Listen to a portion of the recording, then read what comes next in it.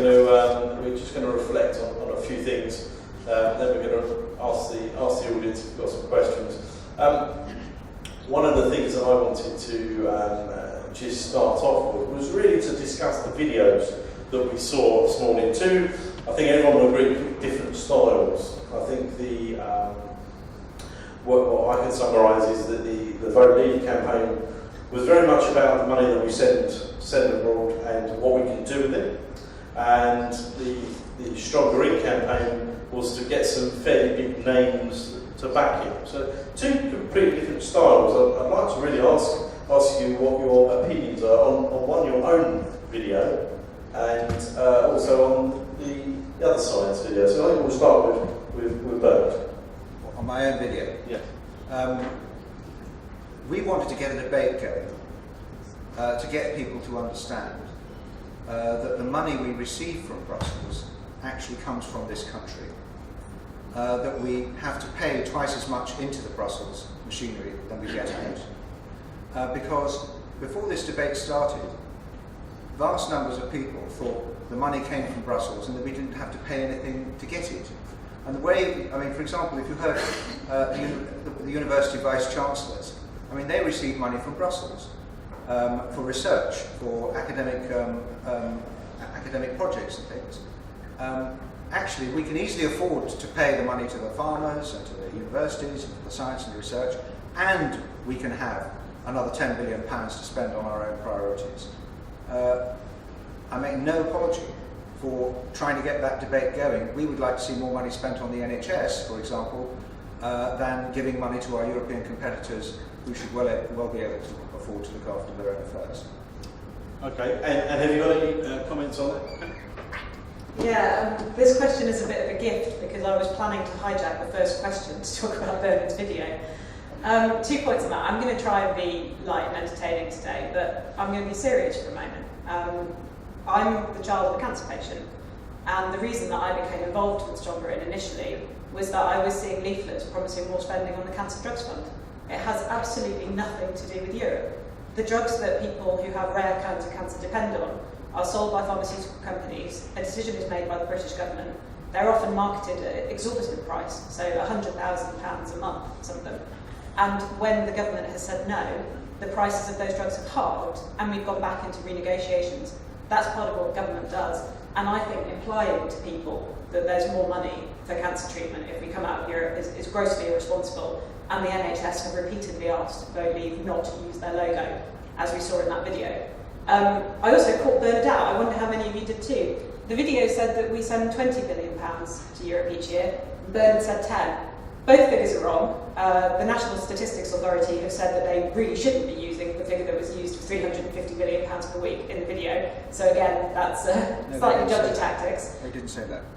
Sorry, can you stand by that? Are you saying it's £350 million? I'll have the microphone off. Right, okay, so there we have it. These are figures that are not being stood by, and the reason is that they're not accurate. We pay about, on average, about £8.5 billion per year for access to the biggest single market in the world for 500 million consumers. And we get back £10 for every pound that we spend on access to that market.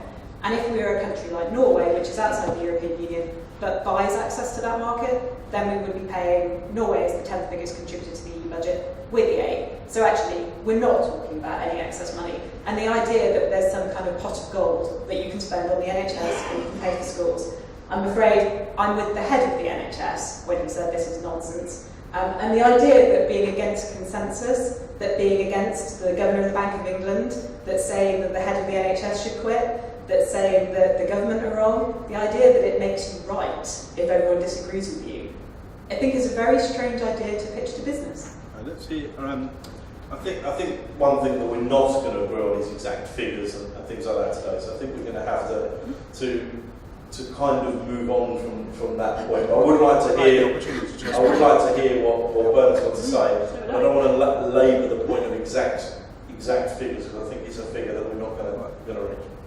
Well, the integrity of our campaign has been challenged, and I'm grateful for the opportunity to reply. Table 9.9 of the 2014 Pink Book, which is the Great National Statistics Pink Book, shows that we contributed in 2014 £19.1 billion to the European Union budget. That actually works out £367 per week. We get back less than half of that, barely half of that. We get back a rebate, which is up for challenge in 2021, that could be reviewed. We've only got one veto in the EU, there's 27 other vetoes to deal with. And the other money is spent according to the priorities of the European Union, not according to the priorities of your elected representatives at Westminster. We don't need to pay this subscription. The only reason Norway pays money into the European Union, they're in something called the EEA. We may or may not be in the EEA, but that would be a choice that the United Kingdom could make. This is about taking back choices. So This is about taking back control. Why were you told not to use that figure? We weren't told not to use that figure. I sit on the committee in Parliament that oversees the UK National Statistics Authority, and we had Sir Andrew Dilmont in front of us. He wrote to me personally about this matter. I used that figure just as he says we should use that figure. That it is correct that we give 19.1 billion a year to the European Union budget. He confirmed that, but he wants a debate around that figure, and that's the debate we're having. Thank you very much. Thank you. Okay, so one of the questions I want to ask is there's been a lot of scaremongering accusations to both parties. I think if you read the press, which I think everybody knows what the British press can be like, so we do have to take things with a pinch of salt. But do you think that and I'm going to open this up to both, do you think the scaremongering tactics have backfired slightly? I think if you read some sources that we're about to go into a world war and we're about to drop into a recession if we leave, if we stay. I just want to know what your thoughts are. I'll go to you, Ken. Sure. Again, this is one of those moments where I'm slightly surprised that I'm on Mr. Cameron's side. When you're Prime Minister, you make speeches on big anniversaries, things like VE Day. Mr. Cameron made a speech with veterans to say how important it was that we've had peace in Europe now for 70 years and to celebrate the sacrifice and the tremendous contribution made. And suddenly it was turned into that was a speech on Europe. It wasn't any such thing. I don't think anyone's ever said that we're going to expect to have conflict as a result of coming out of Europe. So these things sort of take on a life of their own, and a lot of it has been about the media reporting of this.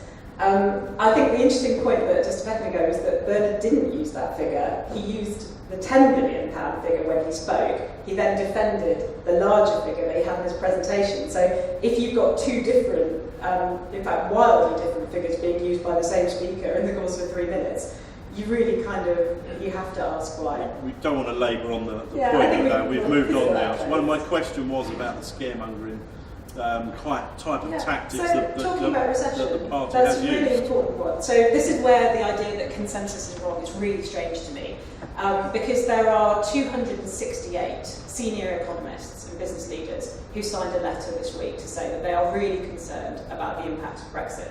Against that, there are 9 economists who said that they think that we would continue much as we are at the moment. Now, the Brexit economists, frankly, I think are cranks. So their senior guy is a guy called Patrick Minford, who wrote an article in The Sun that no one made him write 3 weeks ago. You can go and read it after this, in which he said that if we come out of Europe, it would be the death of manufacturing in this country. And he thought that would be a very good thing, because we could all be bankers. I come from a manufacturing town. These are risks. The average forecast is that we would be talking about a 4 to 6% decline in GDP.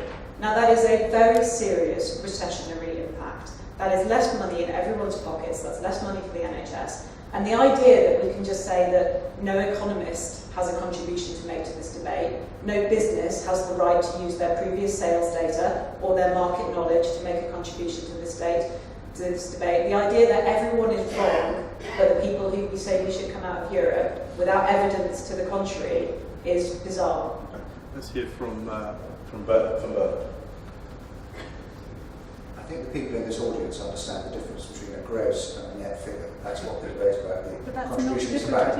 But the point about consensus is not necessarily that consensus is always wrong, but very often the consensus does prove to be wrong. And in some very serious cases, it has been disastrously wrong. The consensus was that there wasn't going to be a banking crisis in 2008. Who foresaw that? We live in a very risky world where consensus, groupthink, is one of the most challenging things about strategic thinking that we have to have. Now, the scare stories have been ridiculous. This week we had the Treasury document, which incidentally, if there are economists in the room, and you know if you produce a forecast, you're meant to have an upside scenario and a downside scenario. But they did a forecast with only 2 downside scenarios. They didn't do the upside scenario. The CBI actually did a commission at PwC to do a forecast, and they showed that actually our economy will grow faster after 2020 if we leave the European Union. They didn't talk much about that. They suppressed that bit of their report.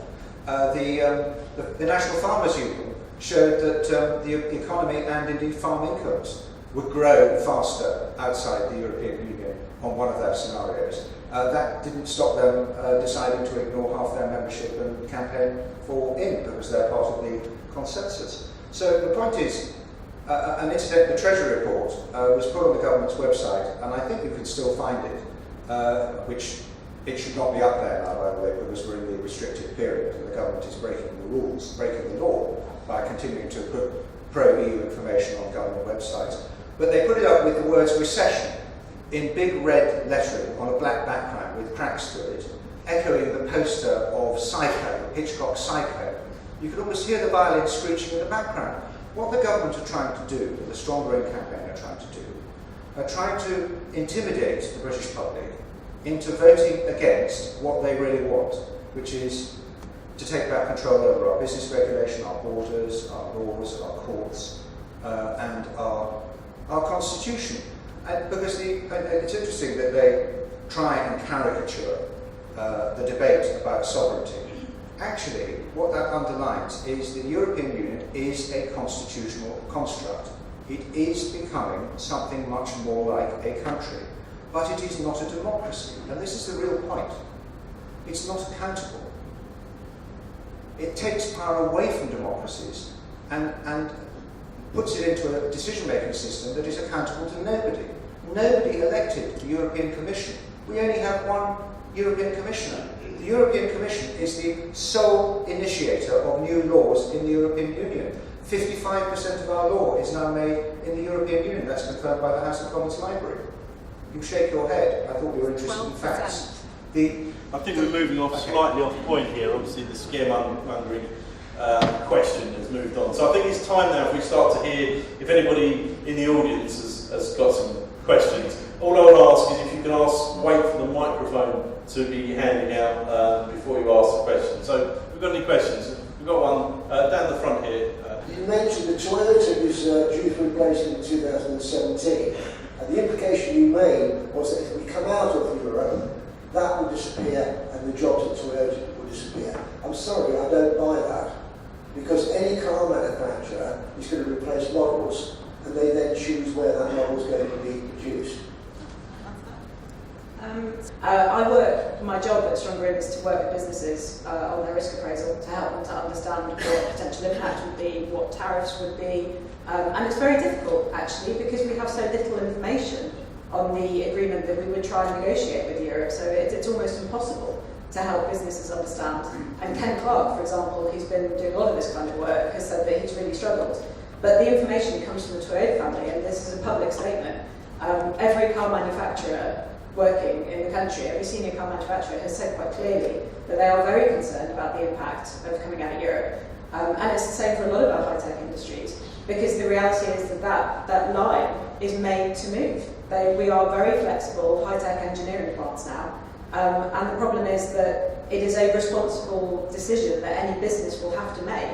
If the product that you are producing is going to be comparatively more expensive because it's produced outside Europe, you have to take the price difference that you will pass on to your customers into account. And Toyota came to Derby, and my family were part of a council who worked really hard to get Toyota to come. They came because of access to the single market. And so it is really unfair to suggest that this is not a responsible decision that every business that is an international business will have to make. Thank you. I'd just like to hear from Bernard.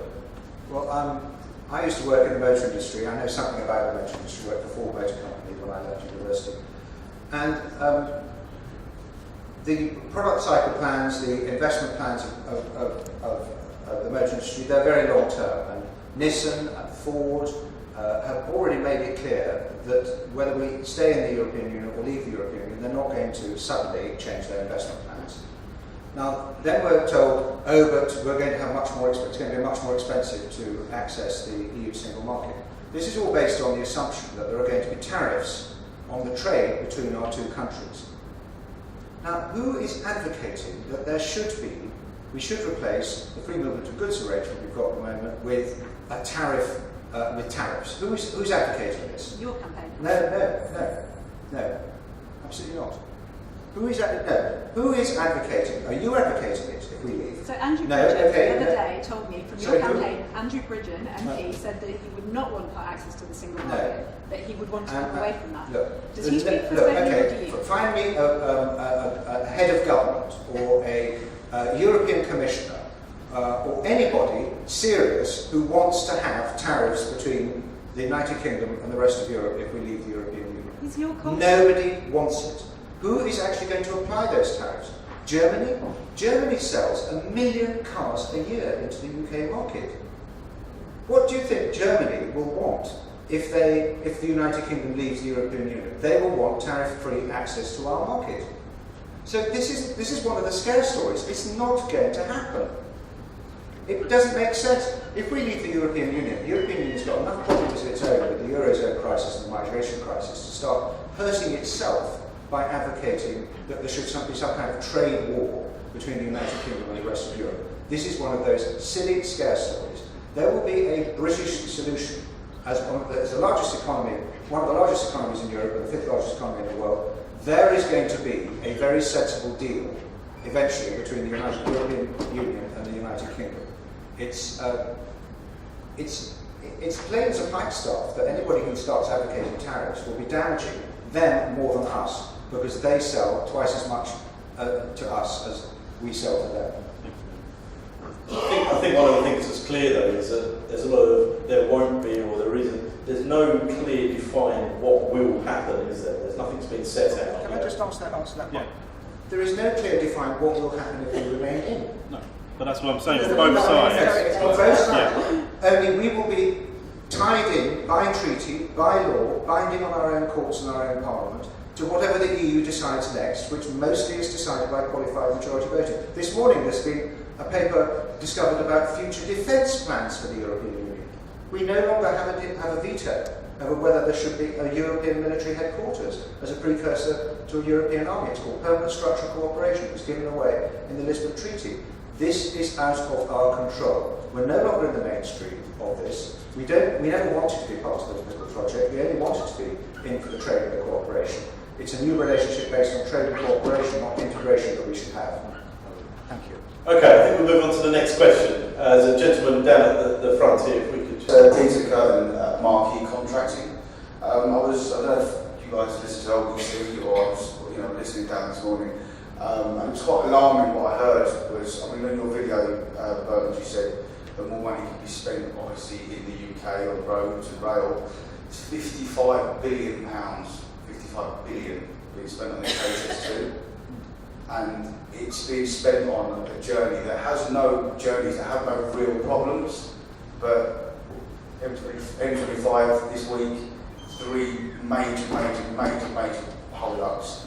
And do you not think that more money should be spent better in other areas other than on 55 billion on a HS2 that has no real problems? It's going to get you to Manchester or Birmingham 30 minutes earlier. 55 billion. Well, first of all, the HS2 is not an EU project. That's a project we've decided to do for ourselves, and I rather expect that Kate will be in favour of HS2. I think it's a fantastic and exciting project. I'm alarmed by the expense of it, but we are a rather crowded country where land prices are very high, and we have to have regard for lots of people's different interests. We're one of the last countries in Europe that doesn't have high-speed rail as part of our network. But is it a necessity? What is a necessity? Personally, I voted for the project. If you look at the cost-benefit ratios on the investment, for say for the Crossrail with the Jubilee line was fantastically expensive. On no rational project would you get a payback on the Jubilee line. Obviously, the Jubilee line's a fantastic. I promise you, people will use it. Yeah, they will use it, but there's no major issue. There's major issues on the M25 every single Yes, we week. should invest more money in the roads, but if we save the money we give to the European Union, we can invest more We're money spending it on the roads.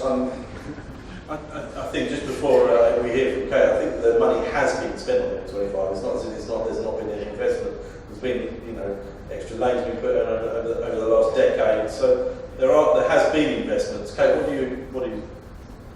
I've actually campaigned consistently against HS2, and the reason is that I think there's an inordinate amount of things that we could do that for a lot less money would make a comparable difference. So we talk about, for example, the Market Harbour curve, where the acute angle of the rail line that we have at the moment means every train has to slow down and waste 20 minutes. Let's just solve that problem. Electrification can make a profound difference. A slow freight line could make a really big difference. So actually, I, on the merits, don't think HS2 is the right project. But there is a slight implication here in that if we only spent money where we vote primarily, we would spend even more on the South East than we do. And one of the reasons that the EU has what we call structural funds, the rebate that we get, we sort of package it aside, is to invest in infrastructure across the whole country. So in Nottingham, which is a city near my home, we were able to get 2,000 apprenticeships, really creative engineering apprenticeships, on a tram project, which is now having a fantastic stimulating effect on the economy in Nottingham, and that was an EU project. Good, right, we're going to move on to another question. We've got a question, yes, in the middle here. We just wait for Derek Adams, Bellis Properties. This is a question for Bernard. As we know at the moment, we freely move throughout Europe if we want to go on holidays, if we want to live abroad. What effect will the out view be on people who still wish to do that? Well, we had visa-free travel throughout much of Europe before we joined the European Union. We had a free travel area between Ireland and the rest of the United Kingdom. That will be maintained. What will change is that David Cameron said in his renegotiation he wanted to make sure that no EU citizen came to live here permanently unless they had a job. He didn't get that in the deal. If people are going to come and work here, they should perhaps have a work permit in order to take a job. One of the reasons why wages have been so static in this recovery is because now we have so many Eastern European countries with very low wage economies in the European Union. There is an absolutely inexhaustible supply of very cheap labour that comes into the United Kingdom. And it might be very nice for people who run businesses and multinationals and people who live in London and want cleaners and organise and wash your cars, if you want people to wash your car very cheaply. But actually it's had a terrible effect on people on low pay. It's had a terrible effect on low wages, to the extent that the government has had to introduce this national living wage. The only problem is, as the Eurozone situation gets worse, and some countries have more and more unemployed people on more lower and lower wages, more and more people are going to want to come here, and they'll be attracted by the national living wage, and we have absolutely no way of controlling it. We had a record. Yeah, I think if we could go back to the question. My question was, if we wanted to go and live in a European country, what effect will that have if we wish to go and live in another European country, and all the benefits that we have by being part of the European market? Well, you're talking about a tiny minority of people, and in any case, I'm sorry, Lots of people. we're talking about, and there are lots of people who live in Europe who are going to leave because they can see the effects that the European Union has had on the economies of the countries that they're living in. There may be different arrangements. It won't affect the people already living abroad, and it won't affect the people already living here. No, it will affect Burnham, and my question to you I'm just answering your question. No, do you know clearly what the effects would be on those That would be people? for the United Kingdom government freely to decide with our European partner, instead of being told what to do by the European Court of Justice and the European Commission. Do you want to live in a democracy, or do you want to live in a country that no longer runs its own affairs? Because that's the way we're heading if we stay in the European Union. Incidentally, there's no status quo in this referendum. The European Union is not going to stay the same as it is now. It's going to have to change very dramatically. Either it's going to be to carry on in crisis and teetering and collapsing, or there's going to be another massive centralisation of power and control taking control away from us. Don't think for a moment that just because we're not in the Eurozone, that the developments in the Eurozone aren't going to affect us. 19 countries in the Eurozone are a big majority of the European Union. They're driving it, driven primarily by Germany, which has got this massive advantage because it's got a discounted currency now. The huge trade imbalances inflicted by the Eurozone in the Eurozone area are hugely destabilising. They are creating the problem. And if you just vote for these treaties in this referendum, you're voting to compound the problem, to continue with the treaties that have created the crisis that now grips our continent. Yes, we'd just like to hear from Kate. And also to go back to the original question that we heard, which was about travelling around in Europe and the free travel in Europe, travel in Europe. We can concentrate on that point. Yeah, so my partner lives in Northern Ireland, and by nature of his business, he crosses the border between the Republic of Ireland and Northern Ireland multiple times every day, and it takes him 10 minutes. When he was a boy growing up, when there was a border there, it took hours for him to visit family. And the reality is that we would have to restore borders if we were restoring customs, because otherwise we could ship in infinite numbers of cheap goods from China and we could undercut the markets in Europe. So we are talking about very serious impacts. My dad lives in France. He retired to France a few years ago and he spent everything he has on a house that he rents out in the summer, and that's his retirement income. He then had a heart attack and he spent 6 months in a French nuclear medicine unit, and I'm glad to say that his health is better now. But we as a family expect that he wouldn't have the E111 card next year. He's of retirement age, he can't go back to work, he can't have private medical insurance. The reality for my family is that we would have to sell up and Dad will have to come back to the UK. And I think this is my family and Bernard knows better than me. Just a note on the idea that Europe is going to give us whatever we want. Because my dad lives in France, we've all seen footage of French farmers and their tractors, right, going to Paris and lobbying the government for a little bit more help. The reality is that this affects working people in Europe as much as it affects us. If we turn away from Europe, there's an opportunity for domestic markets in Europe to sell internally. There's an opportunity for the Germans, for example, or the French to say, well, let's stop importing so much from Britain then. Let's see what we can develop here. And it would be, any responsible government will say, yeah, this is the time to look at those kind of protectionist arguments. So the idea that we'll get whatever we want, it's not the United Kingdom that Bernard wants to live in, it's the Magic Kingdom. Well, I think we all want to live in the Magic Kingdom, but that's a whole stuff story.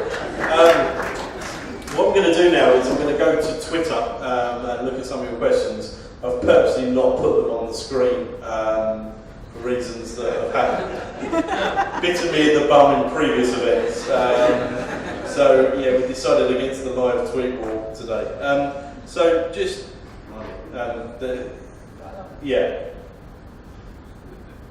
I like this one from Paula Hine. Ding ding round 5. Effect for travelling in the EU. How will this affect homes? How will this affect second homes or holiday homes? So perhaps we'll have a little thing on second home. But we'll go to you first. I have to confess that the people's second homes in the continent of Europe is not the big issue.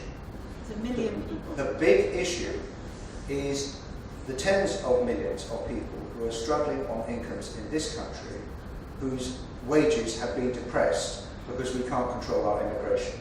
It's the chairman of the Stronger In campaign, Lord Rose, who said, if we leave the EU, and wages will rise. That's what he told the Treasury Select Committee. And that is the more important point. If we're talking about the economic effects of leaving the European Union, getting control of that £10 billion, that will have a positive effect on our economy. £10 billion is a lot of money, by the way. You know, the row that caused Ian Douglas-Smith's resignation, that was about £1.3 billion.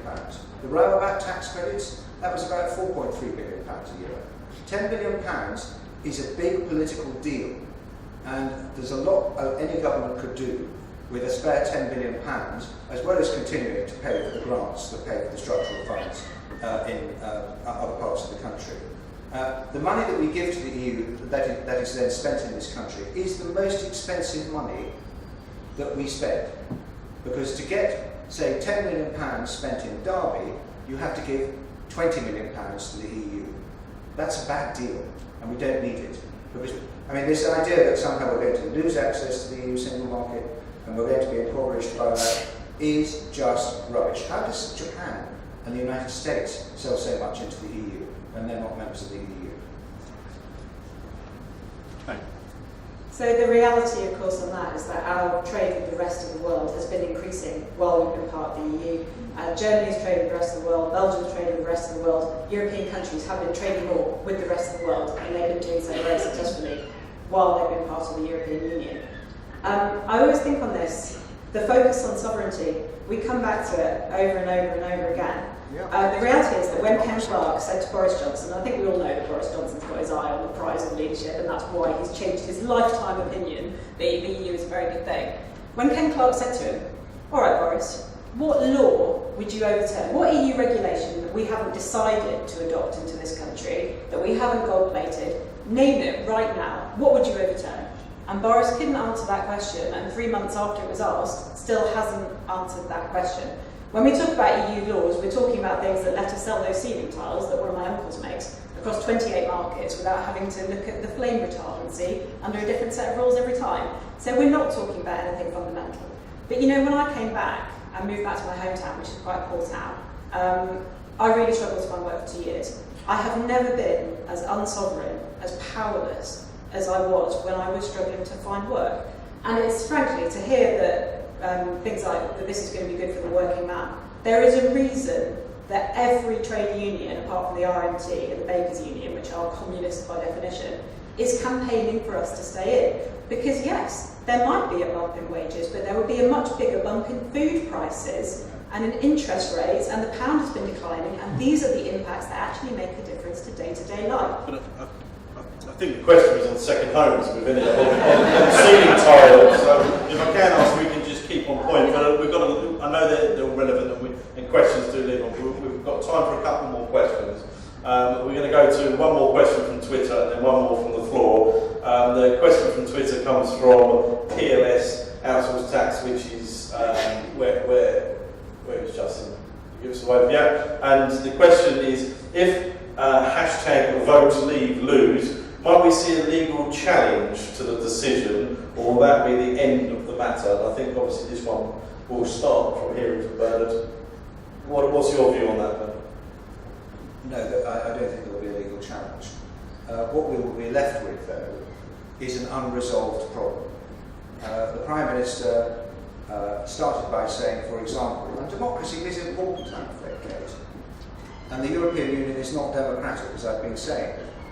We will carry on having powers taken away from our country beyond our democratic control, which is not what the Prime Minister wanted. He wanted the national parliaments to be the prime bodies in the European Union. We wanted a relationship based on trade and cooperation. The problem of a Remain vote is it's going to have been gamed by ludicrous scare stories. I don't know if anybody saw Newsnight on Monday. There was a lovely Danish No campaigner who campaigned against Norway joining the European Union, and every time these scare stories came up, she just laughed, because she said this is exactly what they said would happen to Norway if Norway didn't vote to join the European Union. Today, only 16% of Norwegians would join the European Union. And the question you might ask yourself today is, if we weren't in the European Union today, would you vote to join it now? Anybody? No. That's the choice you're really making. We can be free. Okay. I'm not even going to comment on that one. I'll leave that one to you.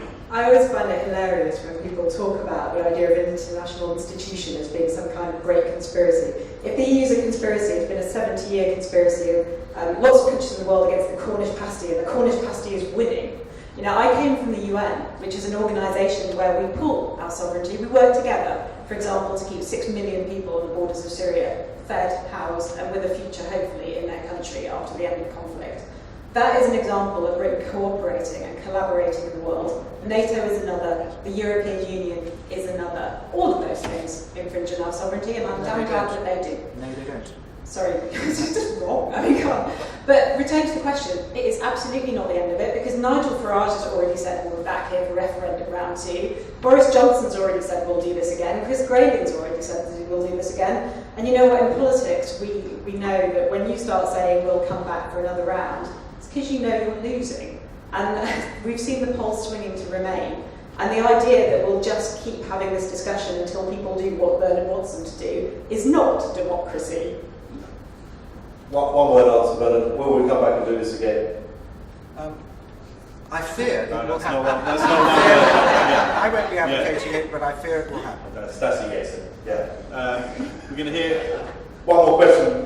Paul Robertson, if we just get the microphone across to Paul.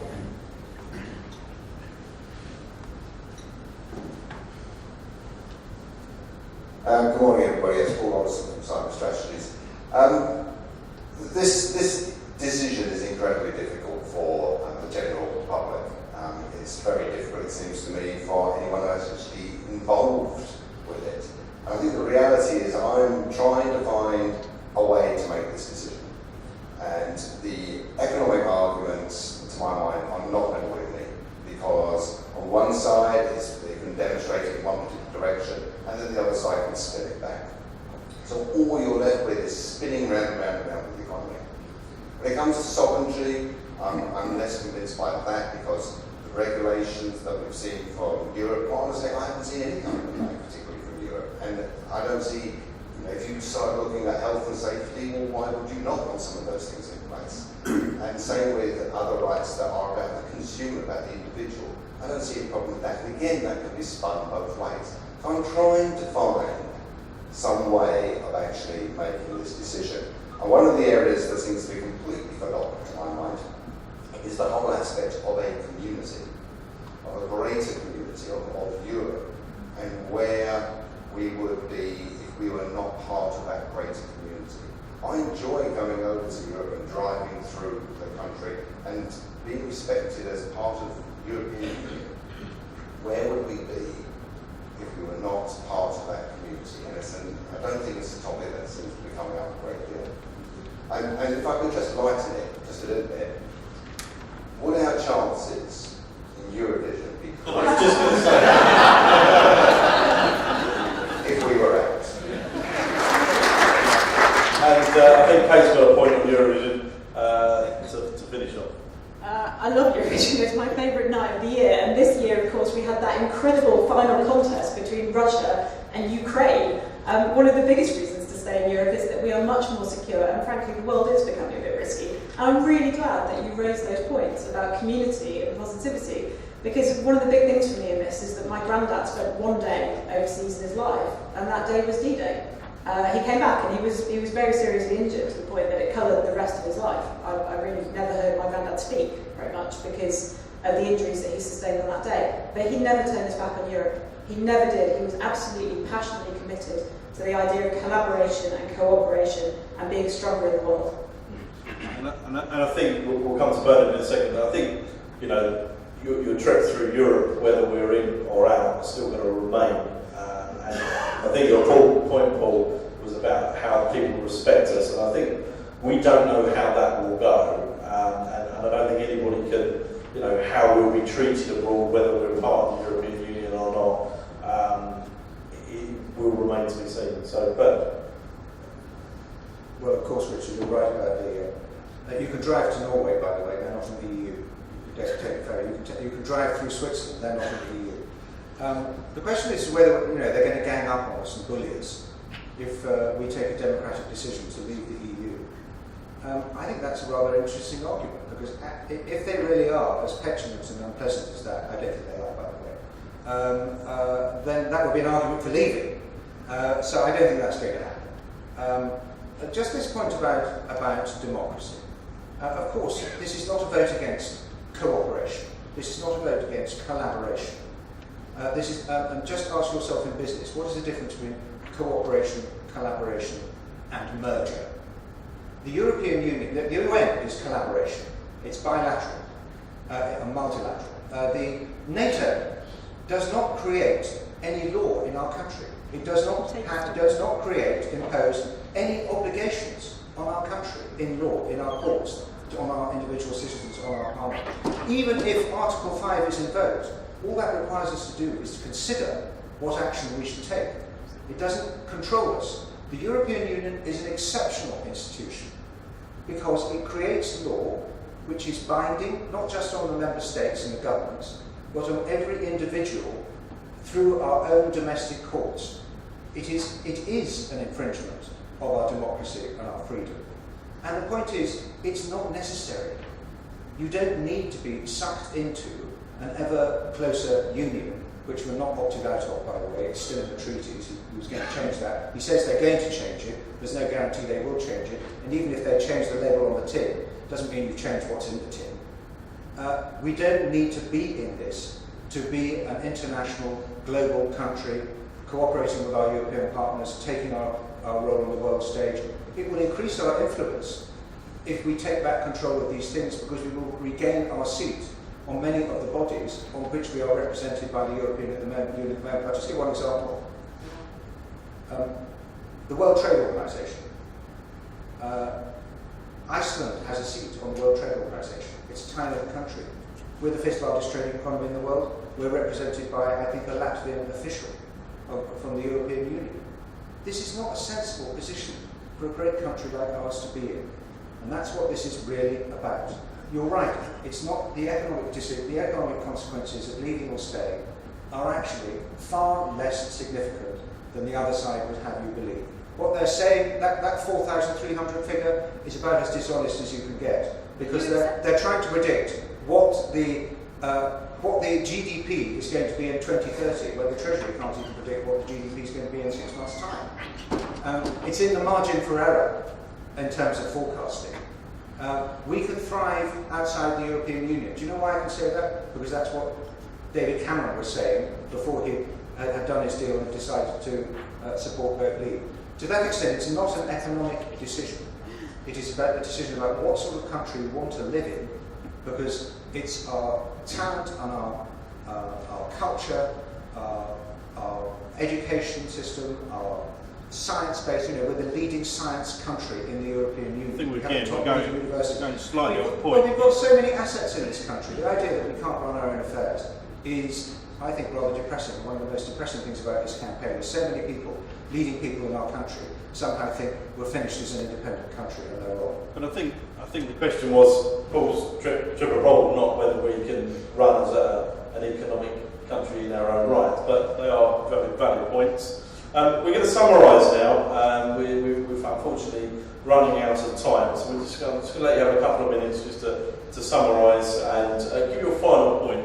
But I'm going to be fairly strict on the 2 minutes. Okay, I'll be really brief.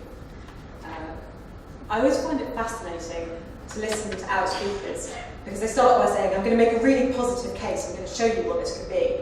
And then you end up with endless qualification, and it won't be like that, and I know better, and this is what they're thinking, and it says this in the treaty, but that's not true, and we've signed something saying that there'll be no closer union, but that's not true either, and you get endless but. And actually, when you're thinking in that way, you're a conspiracy theorist. It is conspiratorial thinking to think that only you know the great danger that the EU faces with this country. It is conspiratorial to think that the economy doesn't matter, but the sovereignty, the things that matter to you, should matter more than anything else to all of the people in the room here.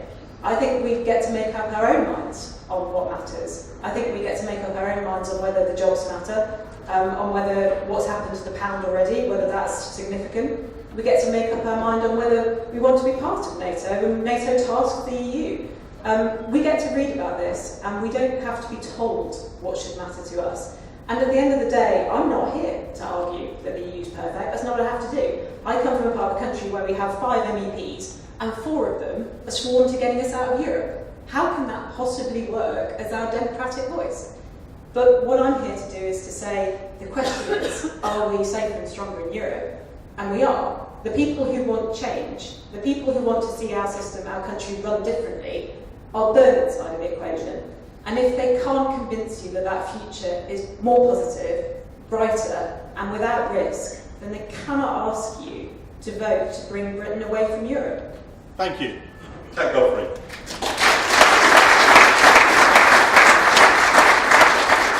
Bernard, what are your last thoughts? Well, first, thank you for the opportunity to take part in this debate. Thank you, Kate, for coming and giving a really spirited performance, and I've really enjoyed discussing with you. But it's an irony that one of the leaflets that Stronger In have delivered through our letterboxes just now says, don't let somebody else decide for you. But that's actually, they're talking about your vote, of course, and I agree with that in terms of your vote. But the irony is, if you vote Remain, that is exactly what you're doing. You're deciding that somebody else should decide things for our country instead of things that we are perfectly capable of deciding for ourselves. And I make no apology for asking the question, what happens if we remain? And I'll just say this, end on this. Mervyn King was governor of the Bank of England and has written a book called The End of Alchemy. And it's about the crisis in the international currency markets and the banking markets. In this book, he says 3 things about the Eurozone. 1, the Eurozone is in crisis, it hasn't gone away. 2, the Eurozone will collapse. 3, unless the 19 Eurozone states form a country called Europe. And I make this point because there's been a report called the 2020 report looking ahead, produced by the 5 presidents of, yes, the European Union has 5 presidents, and they are planning a new treaty to try and save the Eurozone. There is no status quo in this. The safer option is actually to take back control over the things that affect our country so that we can talk about them and decide them and agree them with our European partners, not be told what to do. If you remain lashed into this arrangement, it's not going to get any better. It's not going to change to the way we want it to change. It's going to carry on going in the direction it's always been going on, and it's going to get worse. Sorry to end on a negative note, but I think it is fair enough that people reflect on what will happen if you vote Remain. At least if you vote Leave, you're giving your country new choices and new freedoms. Thank you very much. Bernard Jenkins.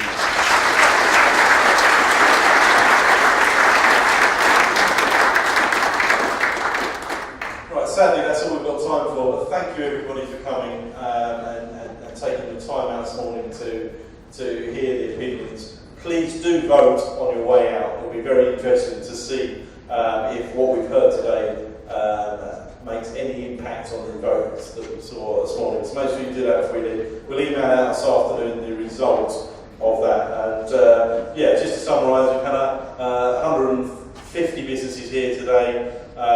We've all got our own opinions. We've had comments about magic roundabouts and ceiling tiles and where Toyota's based. We've had 3 tweets about my tie. We've had lots of microphone issues. We've had a mad Dutchman.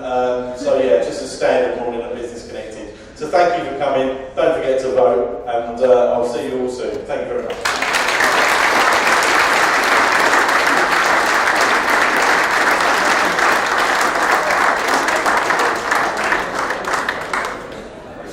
Okay.